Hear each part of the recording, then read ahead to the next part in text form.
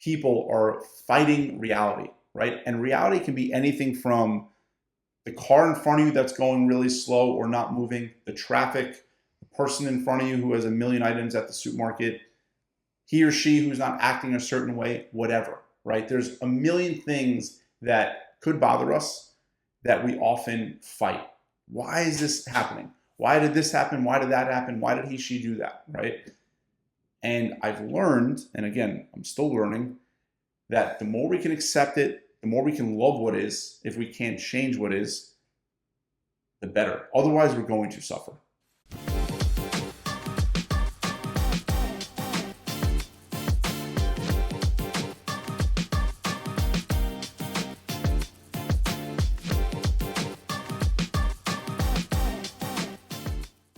Hey there, Adam. I hear you have a story to share with us today. Why I, don't you let us in? I do, and I'm hoping this makes you happier, or at the very least, helps you preserve your happiness. So for the last few Okay. months, I've been dealing with pinched nerve. So in February, we got a bunch of snow here. By choice, I shoveled my driveway. It was wonderful. Listened to a podcast. It was great. I loved it. People were calling it heart attack snow because it was super heavy. It was very wet. But I loved it, and it felt very satisfying to do it. I felt great doing it. Didn't feel anything. The next day, I woke up. I was in the worst pain of my life. Like it felt like there was a nail or a knife in my back. It was absolutely awful. Went to a bunch of doctors, whatever. Thankfully, after about 6 weeks, the pain subsided. But that started in mid-February. So like mid-February through the end of March, like I was just not in, I was in a lot of pain. Thankfully, the pain subsided, but I was ready to get back to my normal activities, my normal working out, etc.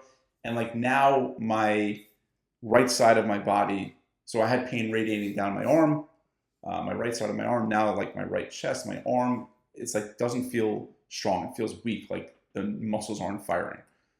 All this to say, the last 2+ months haven't been ideal, hasn't been wonderful. And I was talking about it with someone yesterday again, and I just went down this whole rabbit hole of why did I shovel my driveway? I should have just had someone else do it. Why did I shovel it? And it was just like, oh, like just all the time and effort and money, just everything. Like, why did I do that? Right? And I was going down that rabbit hole, and I quickly was like, listen, it is what it is. If you can't change what is, you might as well accept what is. Otherwise, you're going to suffer. And that mantra, if you can't change what is, otherwise you're going to suffer, has helped me immensely throughout my life. And listen, we all teach what we need to learn, right? And yesterday, again, I was down that rabbit hole. Why did I shovel my driveway? But I quickly made peace with the past. It is what it is, right? I shoveled my driveway. Here we are. And that was the inspiration for this video, because I think a lot of times people are fighting reality, right? And reality can be anything from the car in front of you that's going really slow or not moving, the traffic, the person in front of you who has a million items at the supermarket, he or she who's not acting a certain way, whatever, right? There's a million things that could bother us that we often fight. Why is this happening? Why did this happen? Why did that happen? Why did he, she do that, right? And I've learned, and again, I'm still learning, that the more we can accept it, the more we can love what is, if we can't change what is, the better. Otherwise, we're going to suffer. Yes, because guess what? What is already is. So any idea that our resistance to it, or our resentment to it is going to change it is ludicrous. And I'm the same, right? Like we all have this in us. I think it's human nature. But it's crazy to think, well, I'll just resist what is and then it won't be. Well, no, that's not how reality works. Right? Like it already is. So our resistance to it is self-applied suffering. Why do we do it? Why do we do it? And I don't know. I think some people have a propensity to that. Living in the past somehow serves us, right? We always talk about how our habits and behaviors serve us. And then I think there's part of us that truly does think, well, maybe if we just wish this away, it won't be. But one thing I tell clients all the time is you have to work with your body, right? Adam, you have to work with your body as it is today if you have any hopes of it changing, right? If you resist what is today and you live as it used to be, it's not going to get any better. Do you agree or disagree? Totally agree on that. Totally agree. I mean, two thoughts. Number one, cats meow, dogs bark, and whatever happened, happened. And I think for some people that might be so obvious and so ridiculous, but I think when you're in the moment, I know for me at least, just snapping back, being like, all right, like this happened, make peace with it, really helps me from going down that rabbit hole of just blame or just that negative rabbit hole versus, all right, here we are. What can I do to kind of fix it or make it better or improve, right? And the other thing is, wait, you just said something about dieting yes. Oh, a lot of people, it's like what used to work doesn't work, or I used to look this certain way, or, I used to be in great shape. Now I'm not. And that in itself brings up a lot of negative feelings, right? It's like, well, why don't I look this way? Why isn't this working the way it used to? A, because you're just older, but, we're not, maybe you're not 20 something year old, and you're not a 20 something year old anymore. But B, the sooner you can kind of accept where you are, the more we can, the sooner we can move forward. So yes, I couldn't agree more. Well, I think the other piece of it is, and we've talked about this many times on this podcast, that fallacy, the idea that we're the same always, that we never change. Like if we just keep doing the same thing, we're going to be the same in some respects, sure. But the body is constantly changing, right? And so in a way, when we run into some adversity along the way, it's a great opportunity to infuse some innovation in how you respond to life, right? Like I would imagine you're having to kind of change up what you do in terms of exercise. Is that the case? Yes. And it's Yeah. tricky because I'm very much a creature of habit. And, I'm certainly a recovering perfectionist. I'm a recovering all or nothing person. And it's like, there's that part of me that's like, well, if I can't work out the way I used to, then why bother doing anything? And I know logically that is so wrong. I know rationally that is so wrong, right? But yet we all, or at least some of us, have that, inclination, right? And I'm working so hard to fight that. Yeah, it's tough. It's tough. And I think, well, also, there's a part of your brain that's like, well, let's just do it how we've always done it because, well, A, that saves me energy, right? I don't have to come up with anything new. I don't have to try anything new. I don't have to get uncomfortable. Let's just go back to doing what we were doing. But the rules of your body have changed. And I would say this is what a lot of our clients struggle with as well. I've talked with clients before who are like, I'm doing what I've always done. We're doing what we've done that got the results last time. Why isn't this working? Why isn't this working? And it's like, okay, stop. Like we're bumping our heads against the wall here. Let's try something really different. Let's innovate here. Let's throw a new curveball into the mix and see what we get. And no matter what, it makes you better, right? It expands your horizons, gives you new perspectives, gives you new skills.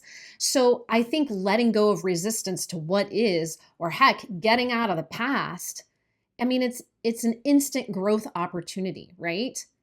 Yeah, I think it's fascinating because it brings up this idea that there's some people who rather do something that they know is wrong on some level or many levels because it's comfortable to them than try something different. We are hardwired for comfort, right? And we are hardwired to avoid discomfort.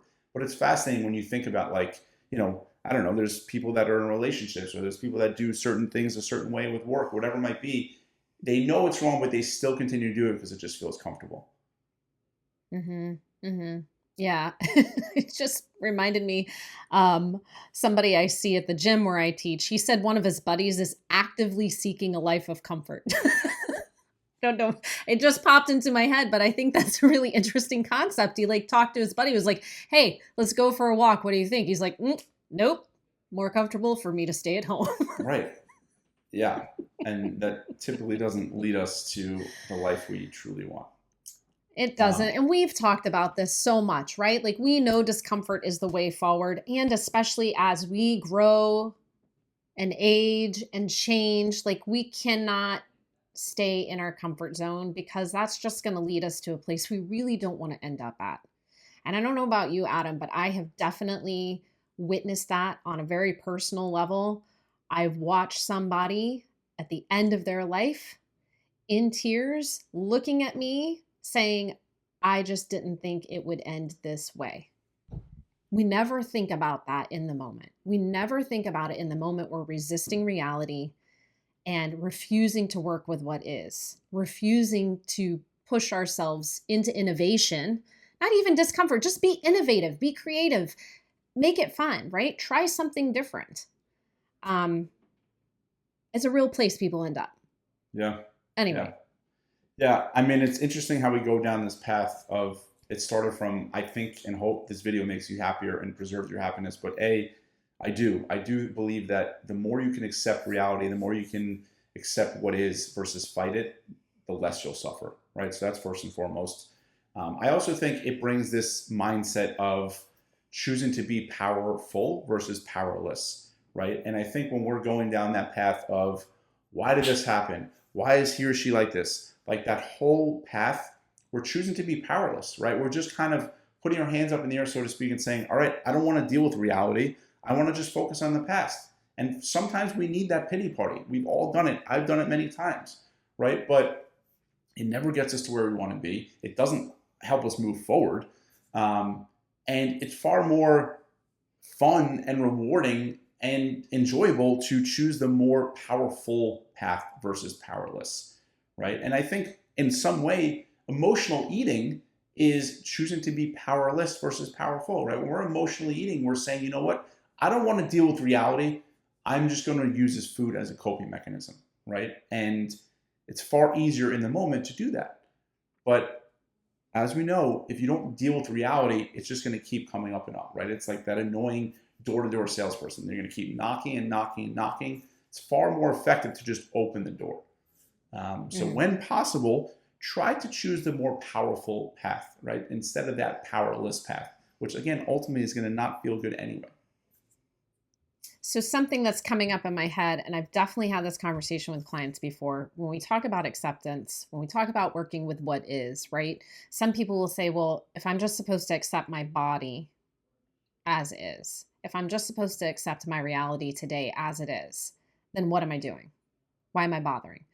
Well, that's the starting point. If you can't accept reality, if you can't accept your body as it is today, why are you bothering?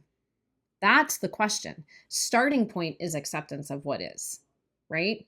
And then from there, we have somewhere to go. I always kind of I try to say, you love your kids, right? You love your kids as they are, but you still, because you love them, you want them to grow. You want them to prosper. You want them to improve and be healthy and healthier and have a great life, right? It's because you love them. It's because you accept who they are that you want more for them. It's the same thing with our bodies, right? And I think to your point, part of that is accepting that life is uncomfortable. There are things we don't want to deal with, but that we must deal with. Yeah, I think that's interesting because as I'm listening to you, I totally agree, but there's also this part of me that's like, well, what about the people that just say, I refuse to accept it, right? So there's a client, recently she signed up, we helped her lose weight. She couldn't be happier. She's thrilled. And her doctor told her that she should expect to gain weight given where she is, age level, hormonally, etc. She refused to accept it. And she got help and, she was able to kind of change that reality. But that's a refusal to accept somebody else's prediction of the future. That's not reality, right? Reality would mean that is currently actively happening. That's where I think that's an interesting story, right? Like that's sort of, not self-fulfilled prophecy, but somebody's prophecy about where the trajectory of her life. Right. That's what she refused. And that is powerful, right? Like, nope, I'm not going down that path. This is my body today. This is my brain. I choose my reality. Right. Right. I And do she like easily that. could have accepted that reality and she would have had that self-fulfilling, like it just becomes very easy. Well, the doctor said so. And like, Yeah. Yep. um, 100%. that's interesting. Well, then there's the people who Yeah. it's like, they they're at that moment where they have to get new clothes. And it's either they get the new Mm, clothes, which is accepting the reality, or they refuse to accept the reality. They refuse to buy the new clothes. And they're like, you know what? Maybe like I'm going the other way. But to counteract my own point, maybe the fact that they say I'm getting help is the fact that they've, all right, here's the reality on that. We're going the other way. yes, I just exactly. talked I myself out know. of my own. Good. It's a podcast of one. Go ahead. I'm listening. um, but yes, so I guess I'm in agreement. You have to accept reality to move forward. And if you don't like it, that's fine, but you have to accept it because disgust is a yes. very, very powerful motivator. There's many people who come to us and say, I'm disgusted with myself. I'm ready. But that is Hmm. accepting reality versus avoiding it. Right. Yep.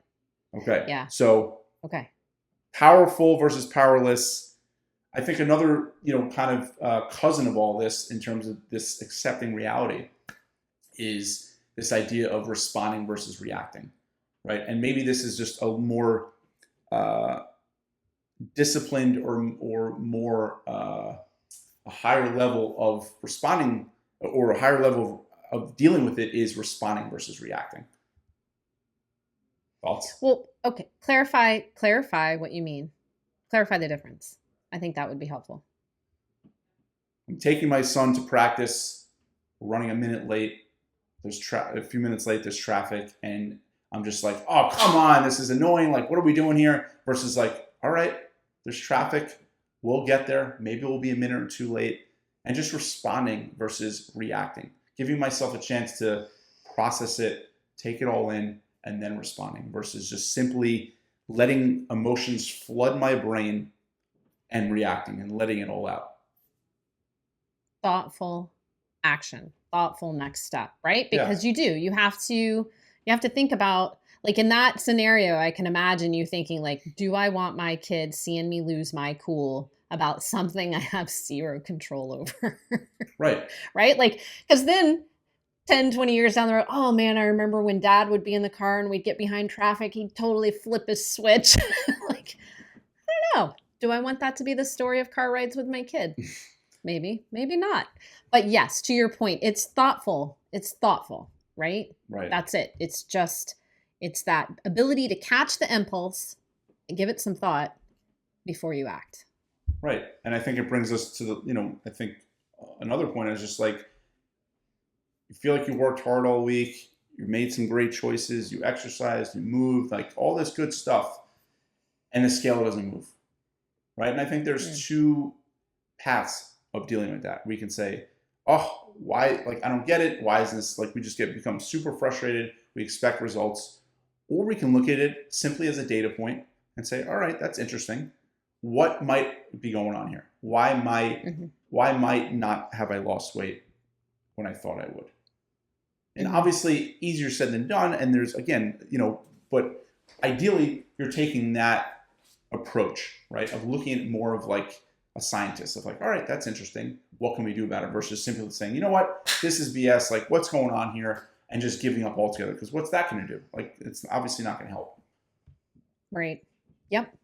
Absolutely. I also think it's a great opportunity to think about, like, if your reaction is to bail on the healthy practices you're developing, and this is kind of a tangent, but are we actually developing a lifestyle, or were you just dieting, hoping for some results?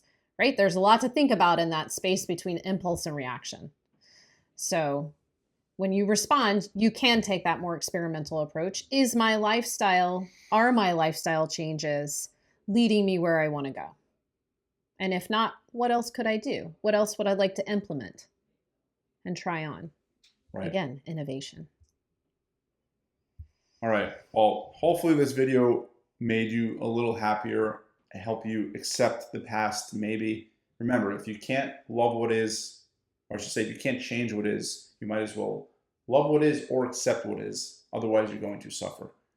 Hopefully, it encourages you to take a more powerful versus powerless approach, focusing on being responsive versus reactive, and dealing with reality. When we deal with reality, then we can move forward. We can move forward, which we obviously all want, right? We want to move forward, not backward. Definitely. All right, guys, if you have any thoughts to share, if there's a reality you're struggling to accept and want to chat with us, shoot Adam an email. We always love hearing from you. And we'll see you again next time. Take care.